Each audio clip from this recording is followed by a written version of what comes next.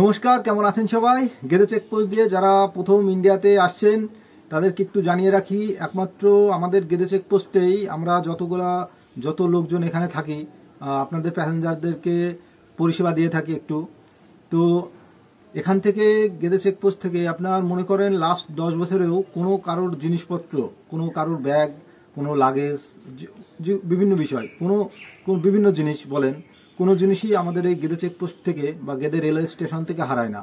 এটা আমাদের গর্বের বিষয় একটা। যারা আসেন যাতায়াত করেন তারা তো জানেনই যে এখানে কতটা সিকিউর আমাদের গেদে চেকপোস্ট। আপনাদের লাগেজ বলেন, আপনাদের জিনিসপত্র, মূল্যবান জিনিসপত্র বলেন, আপনারা যেখানে সেখানে রেখে চলে যেতে পারেন। তো রিসেন্টলি আজকে আমি একটা ভাইকে দেখলাম। ভাই হচ্ছে ছোট বাচ্চা একটা ছেলে। তো উনি হচ্ছে লাগেজের উপরে বসে লাগেজ পাহারা দিচ্ছে। বেশ দেখে জিনিসটা বেশ সুন্দর লাগলো বিষয়টা। তো যাই হোক, আপনারা দেখেন সেই ভিডিওটি। আমার এক ভাই, ছোট ভাই, লাগেজ পাহারা দিচ্ছেন লাগেজের উপরে বসে, যাতে কেউ না নিয়ে চলে যায়।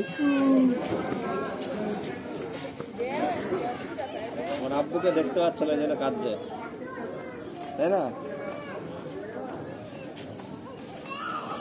এছাড়া অনেকেই জানেন গেদে চেকপোস্টে, গেদে রেলওয়ে স্টেশনের উপরে আজ থেকে 4 মাস আগে একটা পার্স পরে পেয়েছিলাম। তার ভিতরে 400 বিডি ছিল, আর কিছু তার গুরুত্বপূর্ণ ডকুমেন্টস ছিল। তো মুনির ভাইকে তো এখনো খুঁজে পাইনি।